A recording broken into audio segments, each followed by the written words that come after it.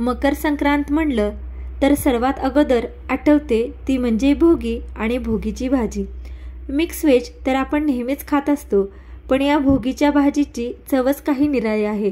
चला तर बघूयात मग आज भोगीची भाजी बनवायची कशी. भोगीची भाजी बनवण्यासाठी मी सर्व भाज्या या धुवून स्वच्छ कट करून घेतल्या आहेत.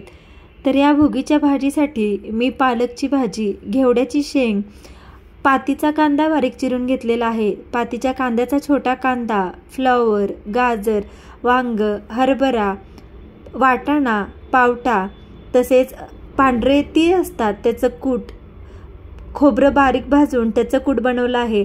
जिरे, मोहरी, हिंग, हळद, तसेच गरम मसाला, मीठ हे सर्व साहित्य आपण भोगीची भाजी बनवण्यासाठी वापरणार आहोत. आता सर्वात पहिली स्टेप म्हणजे आपण एक कढई गरम करण्यासाठी ठेवली आहे आणि कढईमध्ये सर्वात प्रथम आपण जो निवडून घेतलेला आहे तो हरभरा, पावटा आणि वाटाणा हे सर्व मिक्स करून कढईमध्ये आपण सर्वात पहिले या 3 गोष्टी भाजून घेणार आहोत. कढई गरम झाली आहे आणि मी आता हे पावटा, वाटाणा आणि हरभरा कढईमध्ये छान भाजून घेणार आहे. पावटे, हरभरे हे भाजले की थोडेसे आपल्याला काळपट डाग पडल्यासारखे दिसतात. जेव्हा हे आपल्याला डाग पडल्यासारखे दिसतील तेव्हा समजतं की हे छान भाजले गेले आहेत आणि अशा पद्धतीने हे सर्व भाजून घेतलं. त्यानंतर एक मोठं भांडं मी इथे एक पातेलं घेतलं आहे. त्याच्यामध्ये सर्वात प्रथम तेल गरम करण्यासाठी ठेवलं.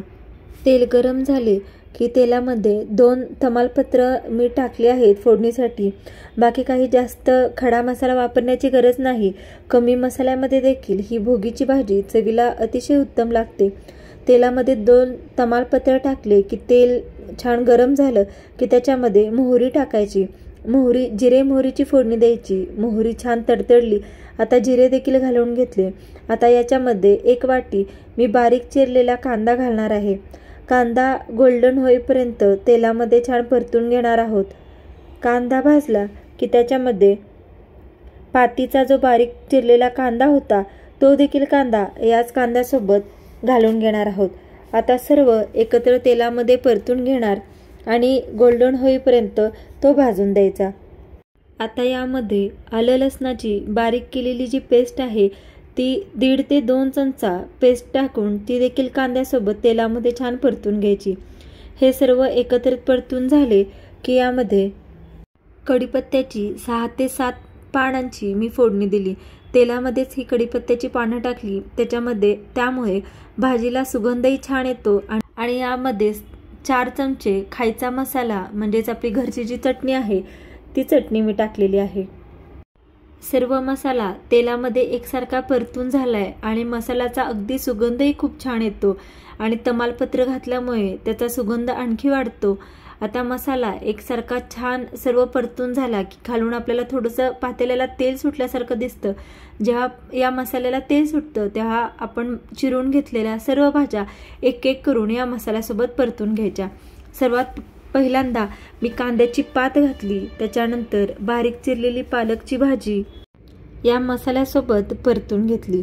त्यानंतर यामध्ये पांढऱ्या तिळाचं जे कूट करून घेतलं होतं ते आपण 4 ते 5 चमचे या मापाने पांढऱ्या तिळाचं कूट देखील याच्यामध्येच घालून घेणार आहोत आणि तेही या भाज्यांसोबत एकदा परतून घेतलं.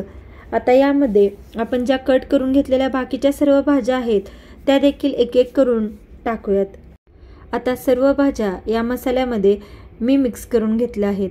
आता या भाज्या एकत्रित करून आपल्याला तेलामध्ये छान अगदी भाज्यांना सर्व वाफ येईपर्यंत परतून घ्यायच्या आहेत. सर्व कट करून घेतलेल्या भाज्या याच्यामध्ये मिक्स करून आता तेलामध्ये या मसाल्यासोबत अगदी वाफ येईपर्यंत आपण 4 ते 5 मिनिटं या परतून घेतल्या आहेत. भाज्या तेलामध्ये परतल्यामुळे भाज्याला चव चांगली लागते आणि तेलामध्ये परतल्यामुळे त्या लवकर शिजतात देखील. म्हणून डायरेक्ट कुठल्याही भाजीमध्ये पाणी न घालता थोडंसं असं एक 4 ते 5 मिनिटं त्या छान परतून घ्यायच्या म्हणजे भाजी चवीलाही खूप छान लागते. सर्व भाज्या एकसारख्या मिक्स परतून झालेल्या आहेत.